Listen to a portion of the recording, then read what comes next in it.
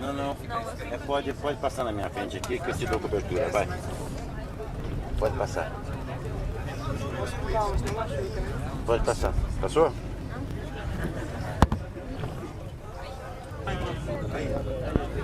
Olha, a gente já está dentro do ônibus, indo para o local da ocupação, que não fica muito longe.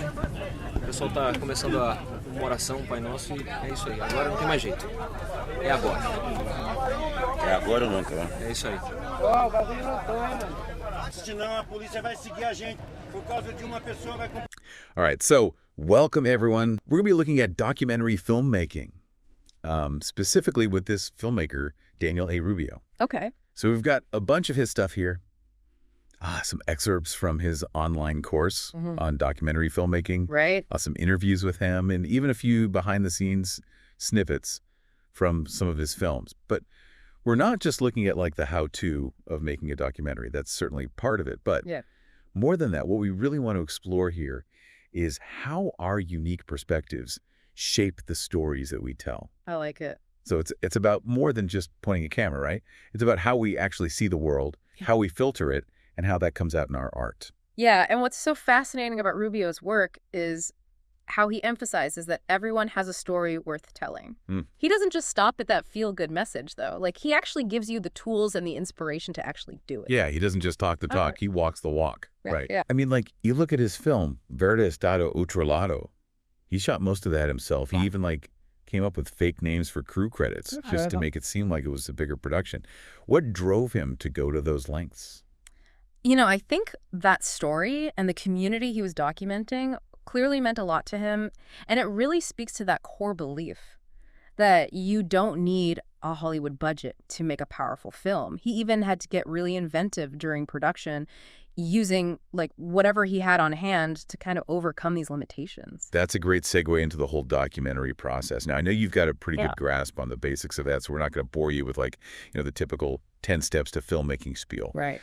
But Rubio doesn't exactly follow the textbook either. He talks about this click mentality, being super intuitive, capturing that raw energy. Can you unpack that a little? What does that actually look like on set? Yeah, it's less about meticulously planning every single shot. And it's more about being present in the moment, trusting your instincts. You know, Rubio often compares it to snapping photos on a smartphone. It's quick, it's intuitive, you're capturing those fleeting moments before they kind of disappear. So instead of crafting this perfectly polished narrative, he's letting the story unfold more organically. Exactly. He's not afraid to embrace those, like, unexpected moments, those happy accidents that can lead to something truly unique and powerful.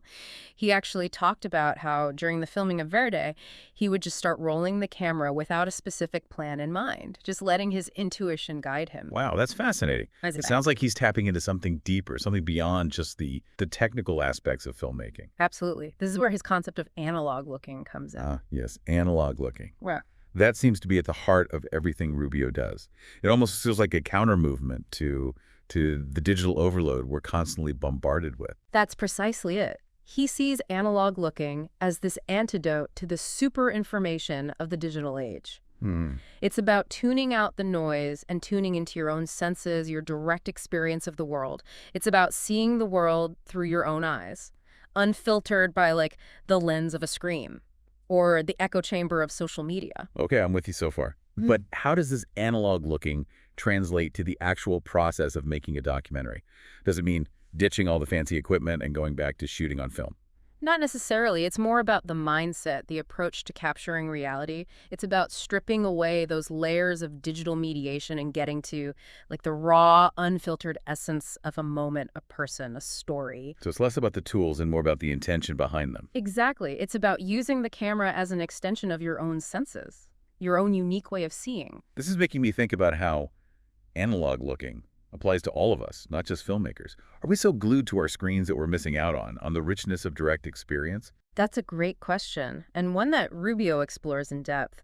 He argues that we've become so accustomed to experiencing the world through this digital filter that we're losing touch with our own senses, our own ability to perceive and interpret the world around us. I'm starting to see how this ties into his concerns about fake news and the polarization of viewpoints. Exactly. Hmm. He sees a direct link between our over-reliance on digital information and the rise of these parallel worlds where people only consume information that reinforces their existing beliefs. He's basically saying that by reclaiming our analog looking, we can break free from those echo chambers and start to see the world more clearly. Precisely. It's about grounding ourselves in shared reality, in those direct experiences that connect us to something larger than ourselves. But that leads to the question, how do we actually do that? How do we cultivate analog looking in a world that's constantly trying to pull us in the opposite direction? That is the million-dollar question, isn't it? Luckily for us, Rubio offers some insights into how he does it, both in his filmmaking and his personal life. We'll dive into those next.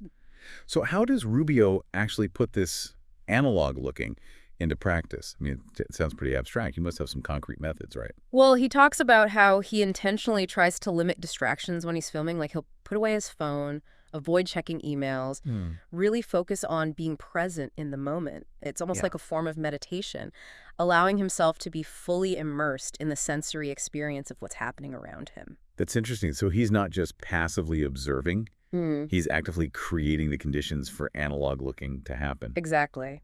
And this mindful approach, it kind of extends to his interactions with the people he films, too. He emphasizes the importance of listening deeply, of being open to different perspectives, even if they challenge his own. It's about building trust and connection, right? Allowing those authentic moments to emerge organically. Precisely. He wants to capture the essence of his subjects, their stories, their lived experiences, without imposing his own preconceived notions or biases. This makes me think about the way we consume information in general, you know? Are we really listening to understand? Or are we just waiting for our turn to speak, to share our own opinions? That's a crucial point. Rubio argues that true analog looking requires a willingness to step outside of our own limited perspectives and engage with the world with a sense of curiosity and humility. So it's not just about what we see, but how we see it. The lens we're bringing to the experience. Absolutely. And that lens is shaped by our own personal experiences, our cultural backgrounds, our beliefs and values. Rubio encourages us to be aware of these filters, to acknowledge how they might be shaping our perceptions. Which brings us back to the dangers of fake news and the echo chambers we can get trapped in. Right. When we only surround ourselves with information that confirms our existing worldview, we're essentially shutting out any possibility of growth or change. It's like we're living in these parallel universes, each with its own version of reality.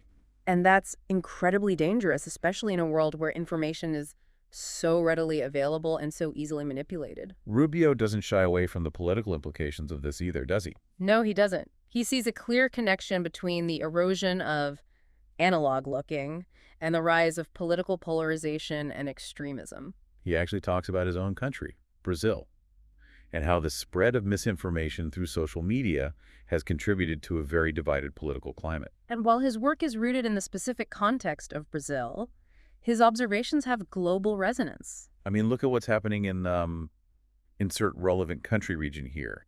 The same patterns are playing out everywhere. Exactly. It's a universal struggle to discern truth from falsehood in a world saturated with information. But Rubio doesn't just sound the alarm. He offers a way forward. He believes that by cultivating analog looking, by grounding ourselves in direct experience and open dialogue, we can start to bridge those divides and build a more shared understanding of the world. It's about reclaiming our agency, our ability to think critically, to question the information we're presented with, and to engage in meaningful conversations with people who hold different viewpoints. It sounds like he's calling for a more mindful approach to media consumption, a more intentional way of engaging with the world around us. Exactly. It's about being aware of the filters we're bringing to the table, both as consumers of information and as creators of our own stories. And this brings us back to Rubio's own filmmaking. He's not just documenting reality, he's actively shaping it through the lens of his analog looking. His films become a platform for amplifying marginalized voices, for challenging dominant narratives, for presenting alternative perspectives on complex issues. He's using his art to spark dialogue, to provoke critical thinking, to inspire social change. And he does it in a way that's both engaging and accessible. His films are visually stunning, emotionally resonant, and intellectually stimulating. He manages to find that sweet spot between entertainment and education, drawing you in with compelling stories while challenging you to think deeper about the world around you. And that's the power of documentary filmmaking at its best. It's a form of storytelling that can connect with us on a visceral level, while also prompting us to ask questions, to challenge assumptions, to re-examine our own beliefs and values. So it's not just about passively watching a film. It's about actively engaging with it, letting it spark something within us, inspire us to take action, to make a difference in the world. Exactly. And that brings us back to the core question that Rubio poses at the end of his work. What reality do you choose? It's a powerful question, one that invites us to consider our own role in shaping the world around us, not just through the stories we tell, but through the way we choose to see and experience reality itself. So it's almost like he's saying we have this power to choose the reality we want to inhabit, but how much control do we really have, especially in a world that often feels so chaotic and overwhelming? Well, it's a profound question, Annie. I think Rubio would argue that it starts with awareness, recognizing that we have choices, even small ones, about how we engage with the world. So it's not about, ignoring the difficult realities or pretending that everything is rosy.